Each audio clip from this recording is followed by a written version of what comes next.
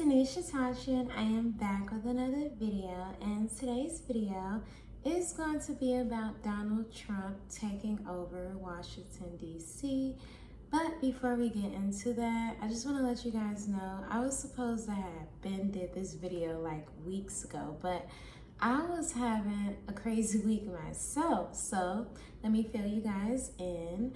Me and Desi, we have been traveling up north. We've never been up north before, but I have this urge to just travel. We really are like explorers. We read every sign, and when it's time to go home, we know the way.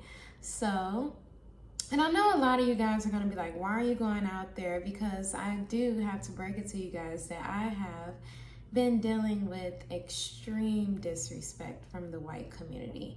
And I did stop going to the white community for a minute, and I decided, well, I'm just gonna grocery shop in my neighborhood. And I seen like cockroaches crawling on the grocery store floor. Remember that, Des? Yeah. So we decided that we didn't want to eat somewhere like that. So I decided to change up my routes, and I go up north now. And a lot of white people, they stare at me like I'm doing something wrong or I'm lost, when really I'm not lost, baby. I know exactly where I'm going. And when I finally made it to my destination, which was Whole Foods, the cashier, she decides to leave where she was going because I was at the self-checkout. She decided to leave where she was and come directly behind me and watch my whole transaction. After that, we decided to go to the nearest Starbucks up north. Yes, this is all happening in the same day, by the way. We decided to go to a Starbucks, right? And we're waiting in line, and these two white women, this older white woman and her daughter, I'm assuming, they came in with debit cards in hand, and they're ready to spend some money, and they got right in front of me. And the brother who was working at Starbucks, he did have my back, and he did tell them, ma'am, she was next. And she looks back at me, and she's like, oh, you're in line? And I just asked her, you didn't see me standing here? And she said, oh, I don't know where the line is. And she was actually starting to get loud with me with her bullshit. And she couldn't even look me in the eye when she was giving me that BS, saying she didn't know where the line was. And I think she could tell that I wasn't falling for it. That's why she couldn't look at me. And the guy, he did try to diffuse the situation.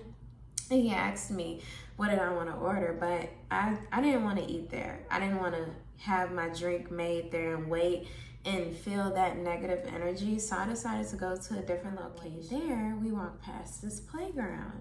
And Desi, she's like, oh, Mom, please. And I'm like, all right, fine. And she goes, and when she goes there, there's already some white children playing at the playground. And she's a little hesitant. I tell her, go ahead. And she goes, and what do? They embrace her. They say hi. They introduce themselves to my little girl, and they were very sweet to her. However, the parent that was with them, their father, he didn't seem too happy about that. So I decided to tell Desi, let's go on the swing set to like kind of let that energy die down. And by the time I got Desi up on the swing set and I got her into the rhythm of pushing her, I looked around and her little friends that she made were gone. That man took them kids, and I could tell he's about to let them know, don't you ever talk to no black child again. So a few weeks ago, Donald Trump was complaining that Washington, D.C. murder rate was out of control, and that he needed to intervene with legal authorities, sending an FBI and a National Guard to patrol the streets of Washington, D.C.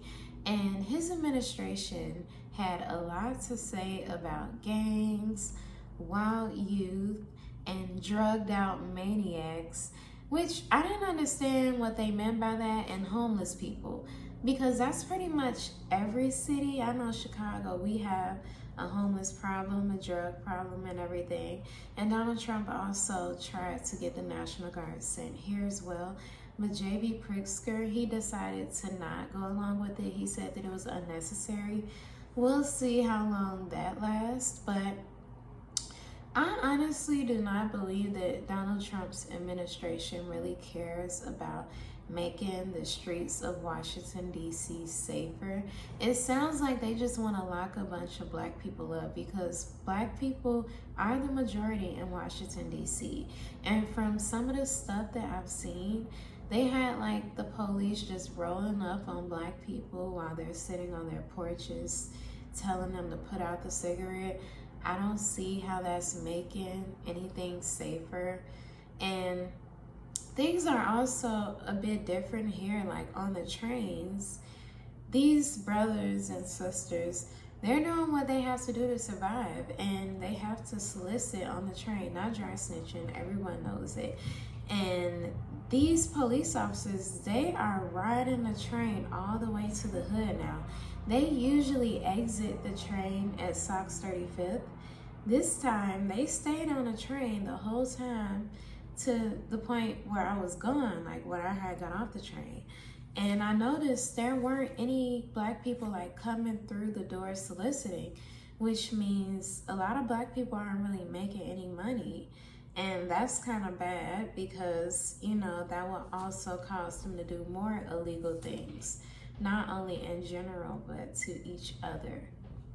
So yeah, things have been kind of tense, but I am glad to be back in my community and away from those other communities, because all those stories that I just explained to you guys earlier were very true, and it does come to me when I'm relaxing at home, when I'm like just chilling, drinking tea, watching TV. I think back on how I was disrespected. So I just want you guys to keep me in your prayers and hope I have better experiences. All of my experiences aren't bad, but I just have noticed a few things that I have described to you guys, and that's not even everything. So comment down below your thoughts on Donald Trump patrolling Washington, D.C.